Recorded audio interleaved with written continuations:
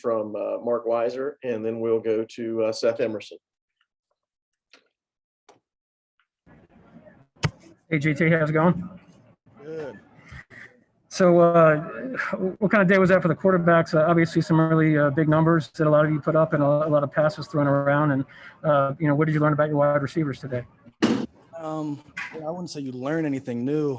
Being at practice is just another day to us. We had seen AD and D-Rob and Kieris and all the guys make plays like that before. I think part of that is just a really good quarterback room and a good system. Carson prepares like a starter, Stetson prepares like a starter, and Brock prepares like a starter. Everyone's all about doing their job to get better every day. And I think you saw it in a spring game where there's certain things are simplified and made a little easier. JT, you mentioned AD. He was obviously targeted a lot this game. Any reason in particular that you kind of honed in on him a lot? Just about AD in general. He's very twitchy. He's got a really good, understanding of how to get in and out of breaks, which I think makes a good case for him when he's one-on-one. So that's part of it. Another part of it is just him being in the X position. Gives him, a lot of one-on-one opportunities to win. And when you see a lot of one-on-one, you see your X's get the ball, more often than not. But I'd say that's usually just the way it works out is, if the defense, you go where the defense tells you to. If, defense is based on what they're playing, if it's saying D-Rob at Z, saying Kieris at F, you just take what they give you. We'll next go to Chip Towers, followed by Anthony Dasher. Yeah, JT, can you just talk about what it's like to go against that defense? I guess you've been going against them most of the time in increments in practice, but look like they pretty much give you all you can handle most every down. Yeah, and that's one thing you got to mention when you talk about Georgia football is that defense gives you everything every down. Starting with that front seven, it's absolutely elite. And the secondary, a little inexperienced in the secondary, but don't hold that against them. There's a lot of talent there. There's a lot of good players. There's no fear, in my mind, and there's no fear that I feel with that secondary on the field. They give us a look every day. They make a lot of plays. We make a lot of plays on them, but it's just good on good. We made some plays today, and they made some really good breakups today too. Hey, JT, good to see you.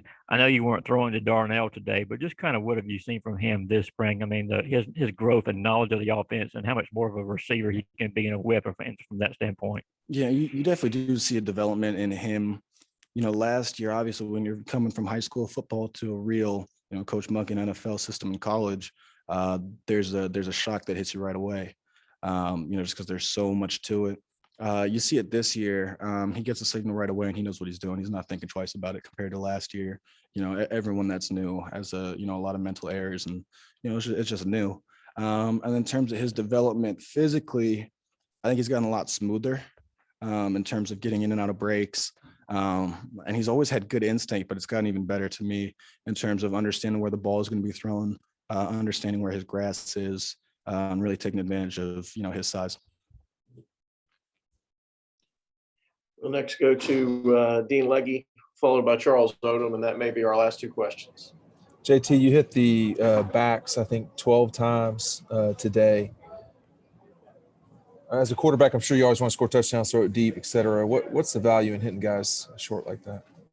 That's a great question. Because, especially I love throwing the ball deep, and you see it a lot. But especially when you have James, Zamir, Kendall, all the guys we have.